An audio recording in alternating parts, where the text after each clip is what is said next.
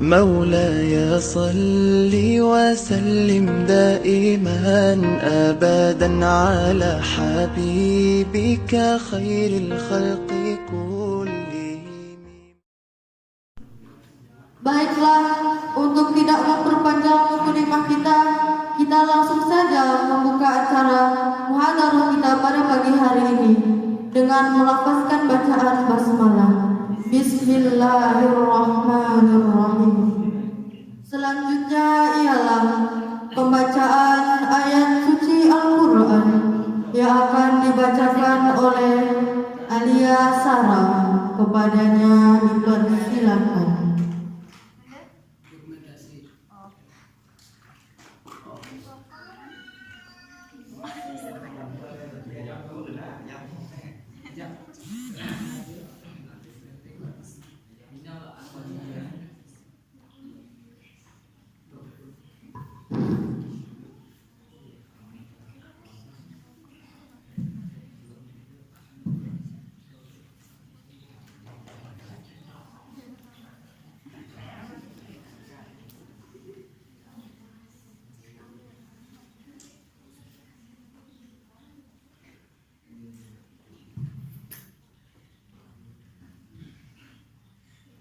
Assalamualaikum warahmatullahi wabarakatuh.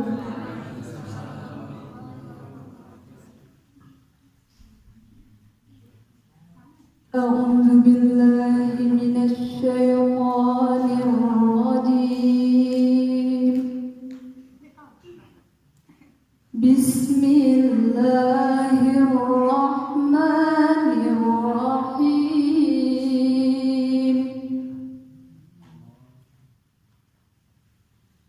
Syahrul Ramadan alladzi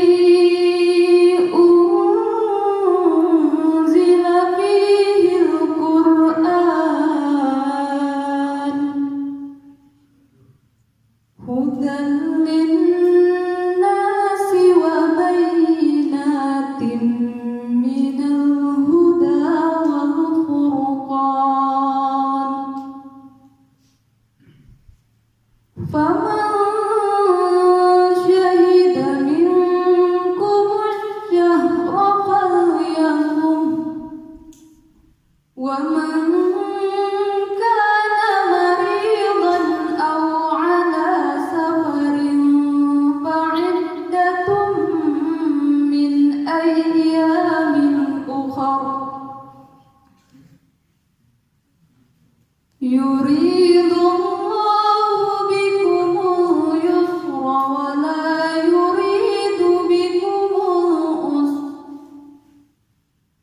ولتكملوا العدة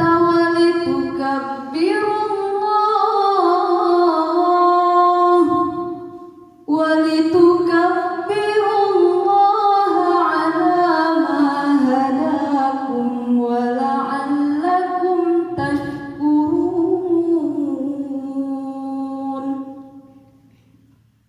وإذا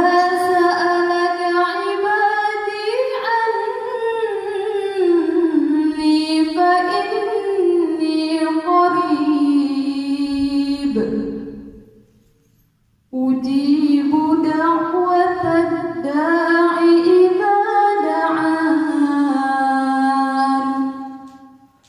فليستجيبوا لي وليؤمنوا بي لعلهم يرشدون. صدق الله العظيم. Assalamualaikum warahmatullahi wabarakatuh.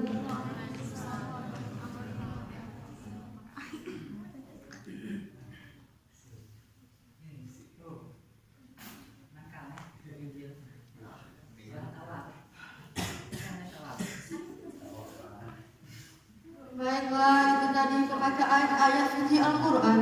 Semoga yang membaca dan yang mendengarkannya mendapatkan pahala dari Allah Subhanahu wa Ta'ala. Amin amin ya rabbal alamin. Selanjutnya ialah kata sambutan dari Ketua Divisi Pengembangan Minat dan Bakat kepada Ketua Divisi dipersilakan.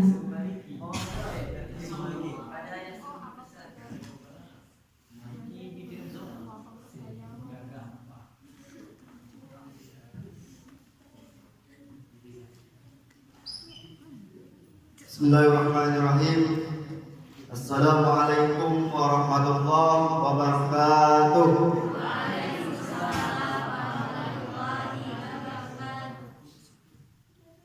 Alhamdulillahirabbil alamin. Assalatu wassalamu ala asyrofil anbiya'i wal mursalin Sayyidina Muhammad wa ala alihi wa ashabihi amma ba'du. Yang saya hormati Ketua Lembaga Dakwah STAI Natuna beserta senior-senior LDK dan teman-teman seperjuangan yang dimuliakan oleh Allah Subhanahu wa taala. Puji syukur kehadirat Allah Subhanahu wa taala yang mana pada kesempatan pagi ini kita masih diberi nikmat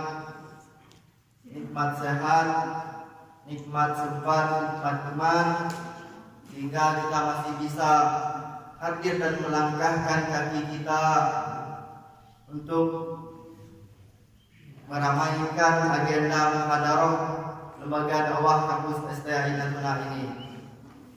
Salawat berserta salam tidak lupa kita hantarkan buat junjungan Nabi besar kita, yakni Nabi besar Muhammad sallallahu alaihi wasallam, dengan mengucapkan Allahumma sholli ala sayyidina Muhammad wa ala ali sayyidina Muhammad.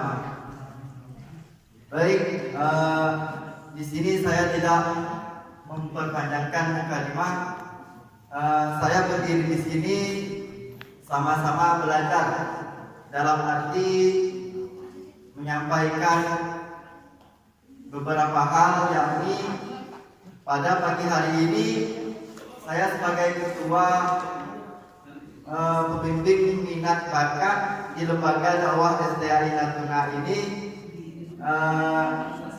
yang pertama kali jatuh undiannya di minat bakat dalam memimpin muhadarah pada pagi hari ini. Untuk itu petugas-petugasnya sudah disebutkan. Selanjutnya kepada teman-teman semua, mudah-mudahan apa yang disampaikan oleh kawan-kawan kami dari divisi minat bakat ini mudah-mudahan bermanfaat bagi kita semua. Untuk selanjutnya kami assalamualaikum buat Bapak Atur Rahman telah hadir pada pagi hari ini. Mohon bimbingannya pada acara muhadarah Lembaga Dakwah STAI Natuna ini. Insyaallah Pak.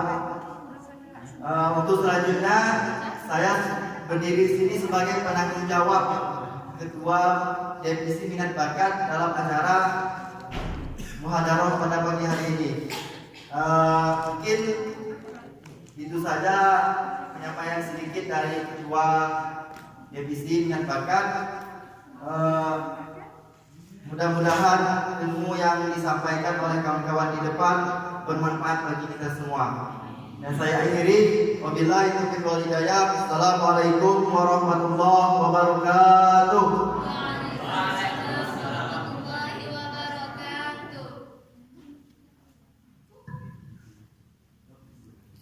Baiklah, selanjutnya ialah ceramah agama yang akan disampaikan oleh Umar Iqbal. Kepadanya dipersilakan.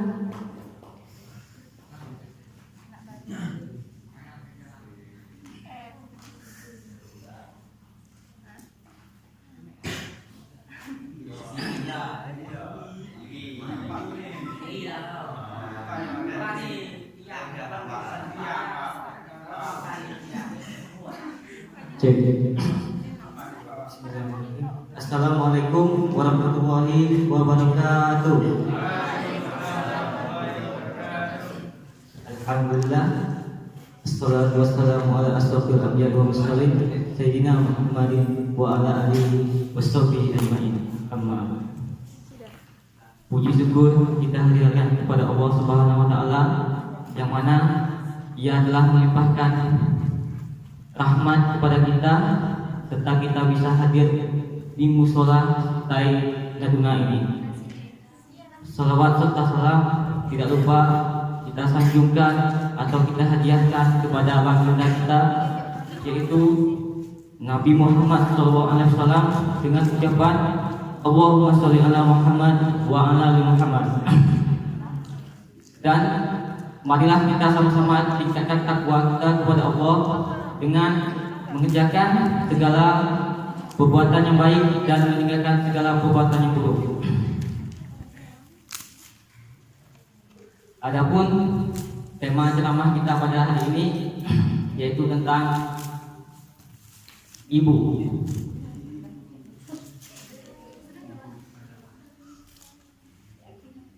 Di sini kita sama-sama tahu ibu adalah orang yang mengandung kita dan ibu juga yang sudah merawat kita di waktu kita kecil.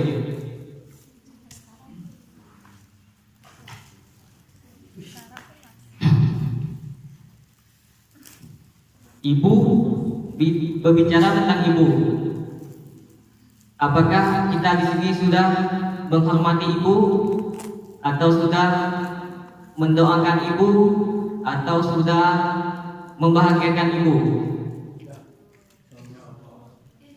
Di sini sangat sayang sekali di akhir zaman ini banyak pemuda-pemuda atau pemudi yang jauh dari ibu, di mana dia sering melawan atau sering bertengkar dengan ibu.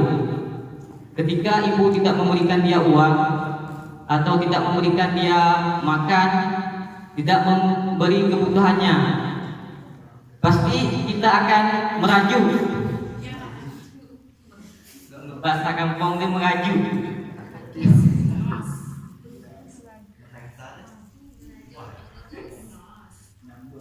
Di situ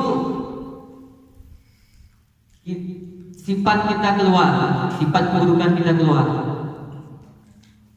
Dan di sini marilah sama-sama kita berbakti kepada ibu dan juga bapak kita, di mana hadis Rasulullah yang mengatakan ummuka, ummuka, ummuka 3 kali baru ayah.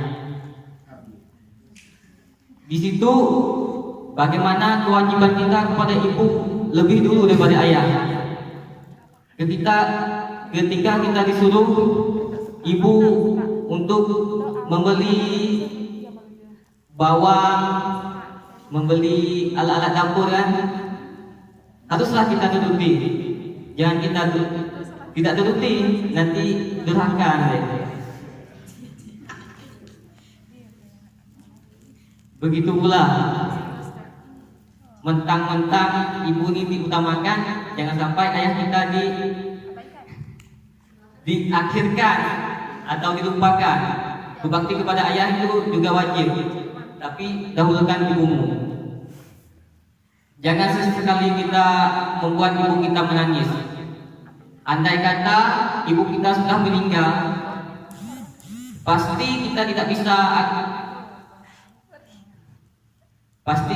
akan bisa berbuat baik kepadanya. Di mana dia di situ ialah perannya sangat besar. Ketika kita minta membelikan HP, pasti dia akan memikirkan bagaimana cara mendapatkan uang untuk kita membelikan HP itu. Tapi kita pasti merajuk, mak, ibu, atau umi, cepatkanlah, kami tak sanggup kuliah ini, begitu banyak tugas, apalagi di akhir zaman ini ada terjadi penyakit yang begitu besar yaitu COVID-19. Banyak dosen-dosen yang kuliahnya online. HP saya sudah buruk, Mak. HP saya sudah lemot, RAM-nya kecil. Bisakah ibu membelikan saya HP baru? Pasti di situ ibu memikirkan, di situ ibu menangis, bagaimana cara mendapatkan uang. Tapi kita tidak memikirkan itu. Kita terlalu memaksa dia untuk membelikannya. Dan di situ sangat sayang sekali. Dan marilah kita di sini sama-sama kita berbuat baik kepada ibu kita yang sudah terlanjur jahat kepada ibu. Pulang nanti peluk ibu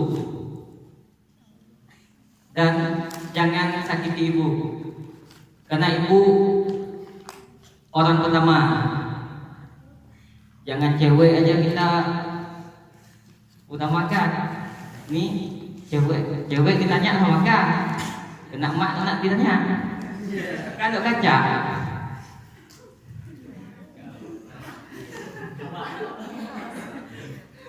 Dan itulah, baiklah, itu saja yang bisa dapat saya sampaikan, dan terlebih kurang saya mohon maaf. Padahal materi itu panjang, cuma lupa bawa grogi. Mungkin itu saja yang bisa dapat saya sampaikan. Mohon maaf jika ada kata yang salah, dan saya ingatkan kembali, mari kita berbakti kepada orang tua kita. Dengan akhir kata, wassalamualaikum warahmatullahi wabarakatuh.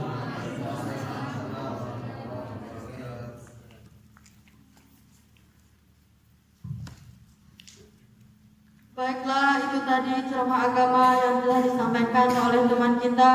Semoga kita bisa mengambil pelajaran di dalamnya. Selanjutnya ialah kata sambutan sekaligus pengarahan dari Bapak Ngatur Rahman. Kepada Bapak kami persilahkan dengan segala hormat.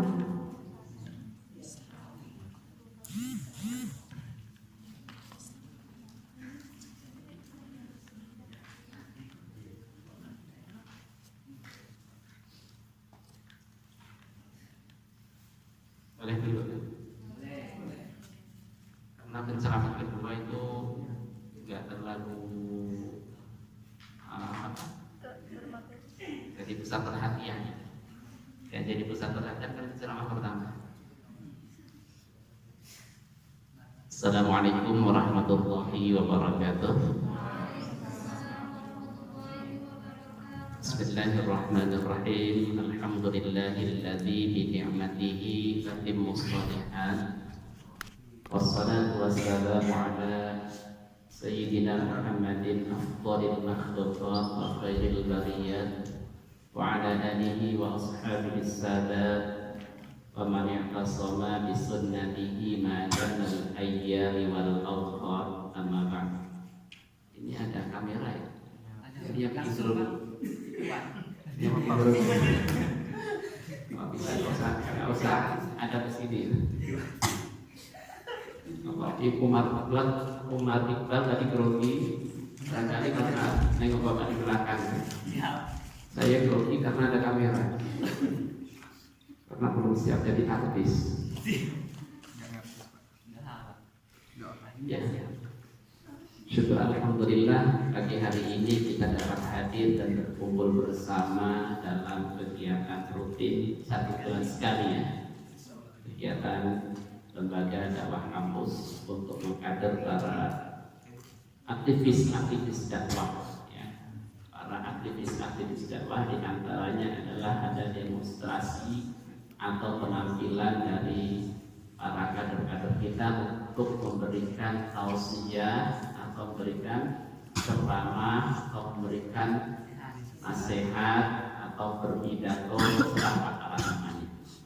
Ya, mudah-mudahan kegiatan yang semacam ini bisa terus lestari sehingga lahirlah para mubalik, dai-dai yang kompeten yang lahir dari lembaga dakwah kampus Tainan ini.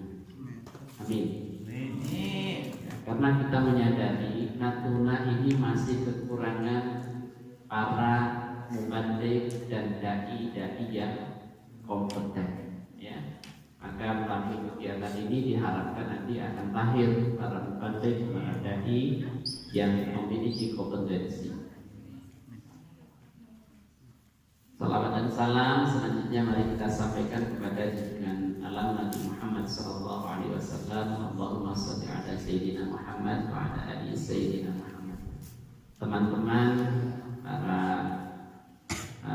aktivis lembaga dakwah kampus yang kami cintai, jadi kegiatan-kegiatan pelatihan untuk menyampaikan pesan, baik bentuknya ceramah, baik bentuknya sambutan, atau bentuknya pidato, itu memiliki beberapa karakter, ya. Kalau yang resmi itu sambutan dan pidato, ya. Kalau yang sifatnya resmi itu ya nggak ada nyam-nyamnya. Tapi kalau sifatnya ceramah itu lebih cair, ya, karena ceramah itu ya tidak mengikat, ya, tidak mengikat, tapi di situ memberikan nasihat-nasihat yang isinya adalah sentuhan-sentuhan. Kalau yang formal, yang sangat mengikat itu seperti khutbah. Ya, orang khutbah itu tidak boleh nyam-nyam. Maka nggak ada orang khutbah itu pakai humor. Ya, semuanya harus serius. Tapi kalau orang ceramah, nah, itu mencair. Ya, karena di situ tidak ada ikatan yang mengikat seperti syarat dan rukunnya. Maka yang penting pesan itu bisa sampai, bisa dipahami. Nah, meskipun itu diselingi dengan candaan, guruan, itu akan lebih baik karena bisa menarik perhatian para audien. Kalau dalam istilah kajian itu mustami'in, ya, orang-orang yang mendengar. Kemudian untuk para kader-kader dai yang perlu untuk diperhatikan lagi ialah ketika kita menyampaikan materi, usahakan kita pahami betul materi yang akan kita sampaikan. Dan dalam penyampaian itu sebaiknya itu sistematikanya, ya, sistematikanya dimulai dari latar belakang, kemudian ada kasus bisa dicontohkan, kemudian diakhiri dengan kesimpulan, ya. Jadi ketika kita menyampaikan materi itu ada kesimpulan terakhirnya macam-macam. Misalnya tadi kita berbicara tentang ibu, jadi tema besar kita adalah ibu. Kemudian judulnya apa? Berbakti kepada orang. Latar belakangnya apa? Latar belakangnya misalnya tadi disampaikan karena kita itu rata-rata yang masih punya emak, masih punya emak, masih ada yang tak punya.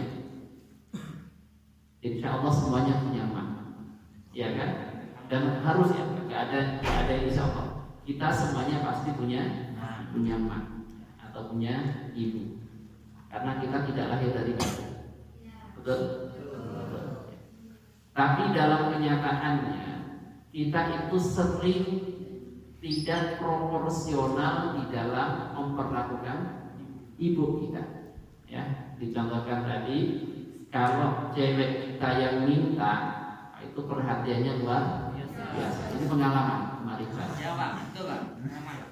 Pengalaman. Ada nggak ceweknya? Nggak ada. Ada cewek umat sini? Nggak ada. Nggak ada. Oh, nggak ada. Kalau aku tersinggung atau tersanjung. Latar belakangnya kita ini terkadang sering tidak proporsional di dalam memperlakukan ibu kita. Kita kadang lebih mengutamakan yang lainnya dulu. Bahkan ketika ibu kita menyuruh sesuatu itu kita banyak alasannya, ya kan? Ini juga pengalaman, nggak tahu kawan-kawan yang itu kan pengalamannya sama atau tidak beda? Sama atau tidak beda? Tidak beda. Ya. Jawabannya nggak ada yang sesuai. Dijawab sama artinya tidak beda, dijawab tidak beda artinya juga sama. Karena ini fenomena yang hampir terjadi di mana. Ya Bapak juga mengalami, ya Bapak juga punya pengalaman. Itu kalau rumah cakap itu kalau tak bantah itu tak nyaman rasanya. Ya, kalau rumah cakap tak bantah tak nyaman rasanya. Tapi itulah bagian daripada godaan, ya bagian daripada godaan. Dan kalau menyuruh itu biasanya banyak sekali alasannya. Dan ketika punya anak itu juga kasusnya hampir sama. Ketika memperhatikan anak orang juga kasusnya hampir sama. Gak tahu yang ada di sini karena mak-maknya pada jauh, jadi kadang jarang diminta atau disuruh sama mak. Tapi kalau di rumahnya gak tahu. Itu yang menjadi latar belakangnya, ya. Padahal, ya Islam itu menyuruh kita agar berbuat proporsional, terlebih terhadap orang tua kita. Karena kita harus menyadari adanya kita, lahirnya kita itu berasal dan dilatar belakangi karena adanya kedua orang tua kita. Dari kedua orang tua itu mana satu yang harus diprioritaskan? Umar tadi menyampaikan yang harus diprioritaskan tentu adalah ibu kita. Lalu timbul pertanyaan, kenapa kok ibu kita dulu bukan ayah kita dulu? Ya, kenapa harus ibu kita dulu bukan ayah kita dulu? Apa kira-kira? Karena ibu melahirkan kita, emang bapak enggak? Kan bapak kan perantaranya. Oh, bapak perantaranya. Jadi jawabannya ada di dalam ya hadis Nabi. Ya, kalau kita hafal boleh disebutkan hadisnya. Kalau tidak hafal ya kita paling tidak memahami pengertian. Ya, ketika sahabat bertanya kepada Nabi, wahai Rasul, kepada siapakah seharusnya aku berbakti setelah taat pada Allah dan Rasulnya? Maka Nabi menjawab, ummuka, tsumma man ummuka, tsumma man ummuka, tsumma man abuka. Jadi kepada siapa aku harus berbakti setelah taat kepada Allah dan Rasul? Kata Nabi, kepada ibu. Kemudian siapa lagi? Kepada ibu. Kemudian siapa lagi? Kepada ibumu lagi. Lalu yang keempatnya, siapa lagi ya Rasul? Pada ayah. Apa alasannya? Alasan ini kita bisa gunakan logika yang bisa dipahami dan dimengerti oleh semua kita. Apa alasannya? Ya karena peran ibu dibandingkan peran ayah itu lebih besar ibu. Ya kata lagunya Nasib itu, derajatmu 3 tingkat dibanding ayah. Itu bisa dijadikan dalil. Jadi dalil dalam penyampaian materi, baik itu sambutan, baik itu ceramah atau pidato-pidato yang tidak resmi, itu tidak harus dari Al-Quran. Bisa juga dari ya nasyid, bisa juga dari kata pepatah, bisa juga dari kata-kata bijak, ya mutiara. Itu bisa dijadikan. Derajatnya 3 tingkat dibanding ayah. Apa yang membedakan? Pertama, ibu melahirkan kita. Yang kedua, ibu merawat. Ayah juga merawat. Ibu mengandung kita. Dua, ibu melahirkan kita. Yang ketiga, ibu menyusui. Sedangkan yang keempatnya, merawat itu ayah dan ibu sama. Ya.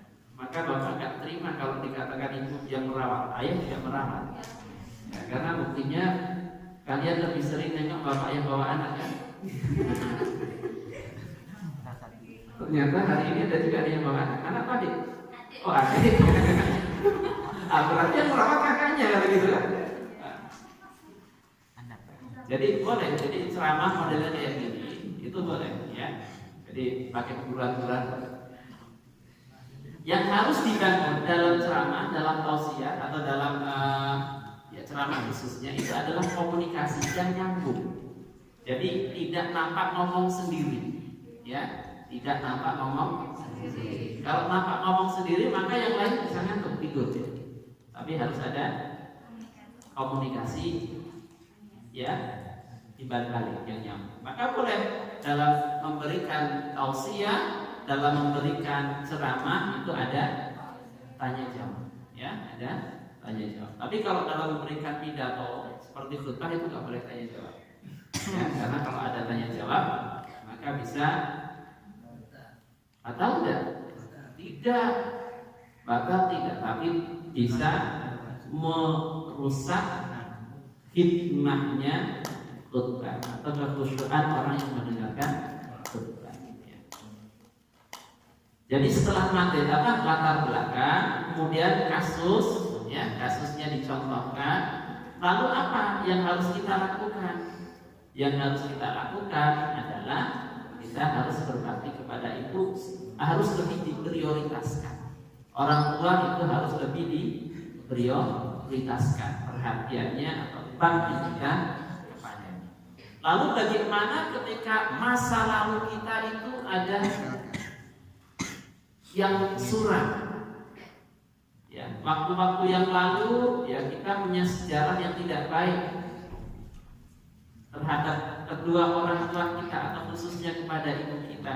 Maka di sini kita memberikan solusi. Solusinya macam mana? Yang lalu biarlah berlalu, tapi ke depan harusnya kita perbaiki.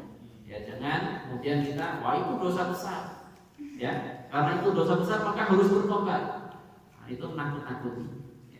Meskipun ya betul itu dosa, tapi ya jangan kemudian kita menakut-nakuti, ya, tapi kita memberikan solusi yang bijak. Ya, kalau punya masa lalu itu biasa, ya, tapi yang terpenting itu bukan masa lalu, ya, yang harus jadi pusat perhatian kita. Kenapa? Karena masa lalu itu tidak akan pernah kembali, tidak akan terulang lagi. Maka kita harus berpikir memperbaiki sikap kita di masa sekarang dan masa yang akan datang. Bagaimana caranya? Ya, kita harus menyadari, ya, bahwasanya kita itu harus memberikan perhatian yang lebih dalam hal ketaatannya, dalam hal kebaktian kita, berbuat baik kita. Yang pertama itu kepada kedua orang tua.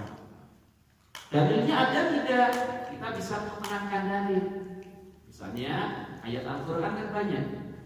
Misalnya di dalam surah apa? Wah, kau punya ayatnya. Ini ayatnya lupa. Ada ayat lupa.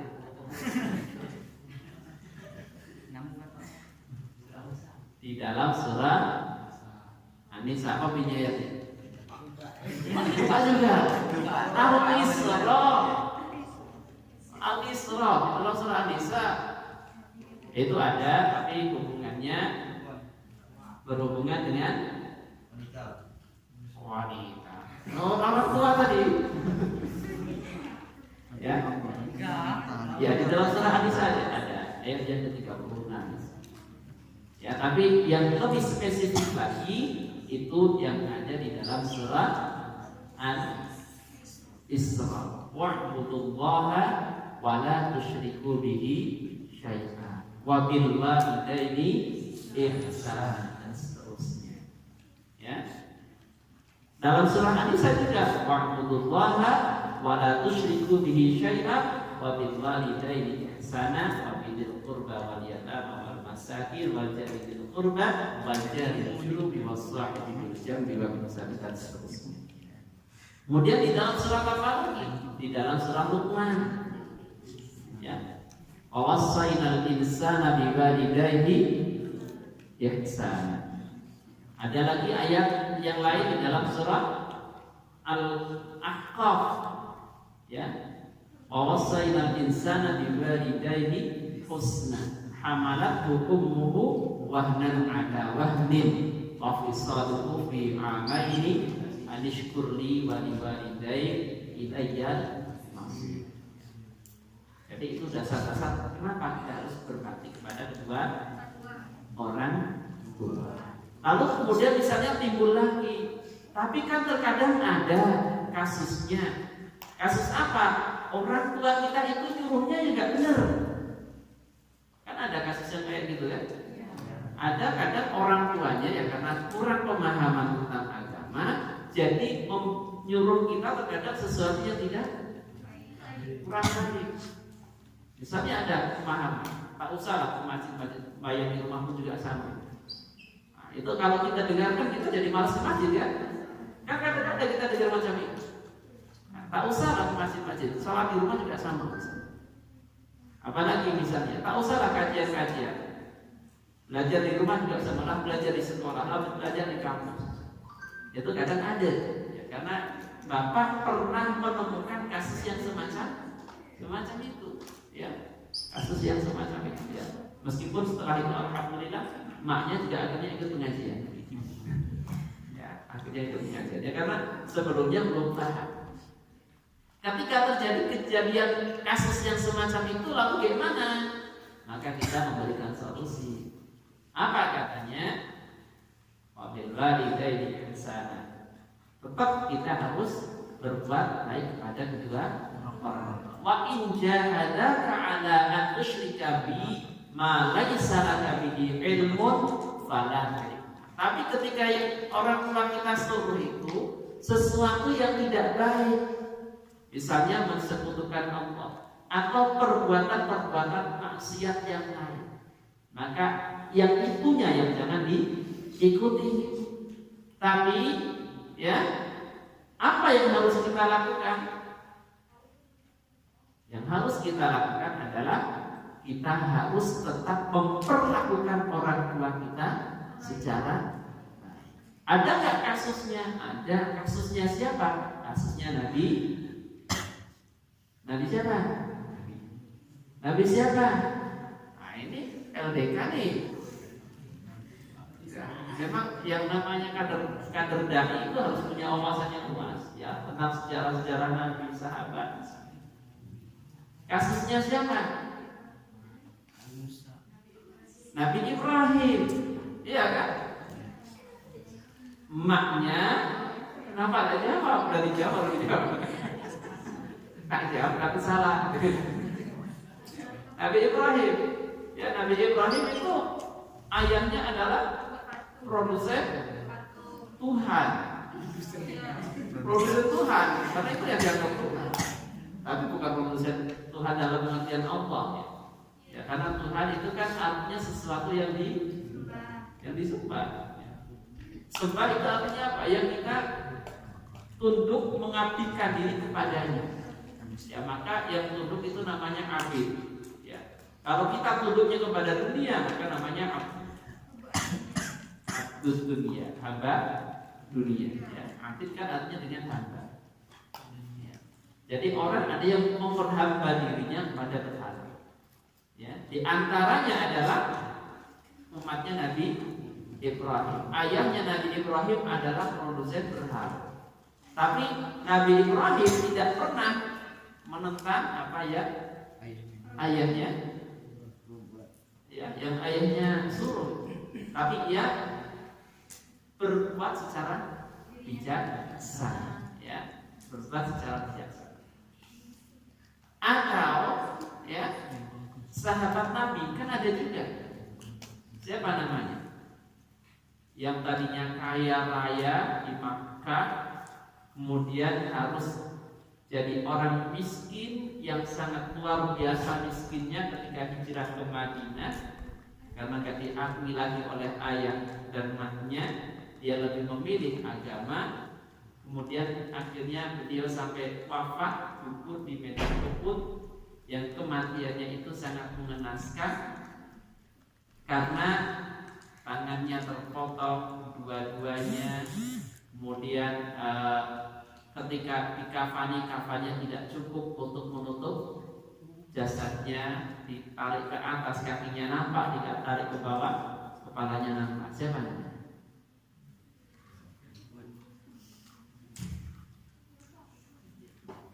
Siapa namanya? Nah, ini nampaknya sirah nabawiyahnya jarang baca. Ya, jadi seorang mubalik itu ya harus memiliki wawasan sirah nabawiyah.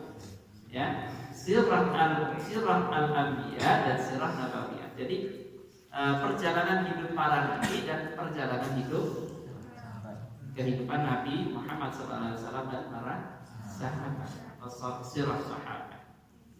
Siapa namanya? Mus'ab bin Umair, ya, Mus'ab bin Umair.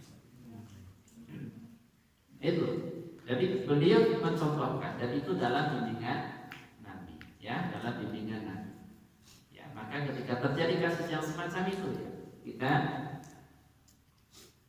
tetap bersikap baik kepada mereka, ya.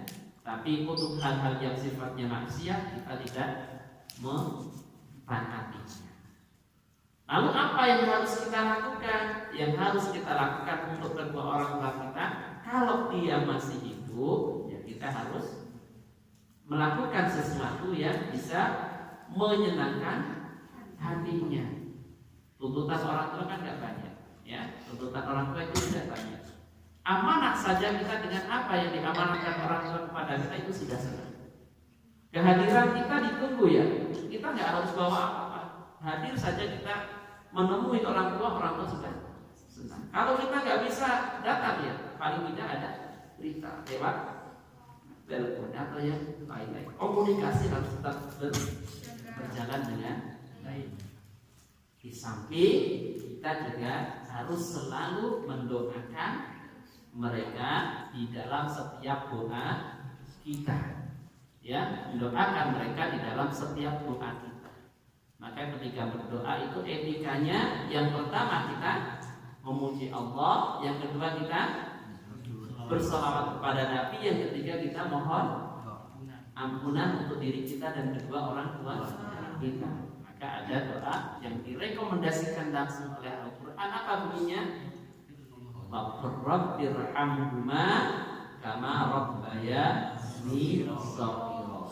Ya. Katakanlah, mohon ampun katakanlah, Rabbirhamhuma, Tuhan ampunilah mereka berdua. Ya, karena kita berdoa untuk kita juga, maka diawali dengan Rabbighfirli wa liwalidayya, atau Allahumma ighfirli wa liwalidayya warhamhuma kama rabbayani shaghira. Ya. Marbayani sahihah. Itu kalau kita sendiri, kalau ramai-ramai kasihnya nanti bisa dirubah. Jadi Allahumma ighfir lana dzunubana wa li walidayna wa li walidina warhamhuma warhamhum kama rabbayana shaghira. Ya. Jadi ada latar belakang, ada kasus, ada penyelesaian kasus, ya, sampai selesai kasusnya. Jadi seperti apa penyelesaian akhirnya? Jadi ada endingnya. Itu sebaiknya, ya, seyogyanya di dalam menyampaikan sebuah materi. Jadi materi itu tidak gantung, ya. Kalau kita menyampaikan materi itu tidak menggantung. Jadi tidak hanya sampai tengah saja, tapi harus ada penyelesaian sampai akhirnya. Karena kalau nggak ada penyelesaian sampai akhirnya, orang menjadi gagal paham, merasa grogi. Grogi memang kadang ada, tapi jangan dipelihara, ya, jangan dipelihara. Maka untuk menghilangkan grogi itu perlu pembiasaan. Ya, barangkali itu, ya, barangkali itu sebagai masukan, ya, mudah-mudahan bisa dipahami. Ada pertanyaan? Ada pertanyaan? Alifun bang, ta'un ta, jimun ha'un kha'un da,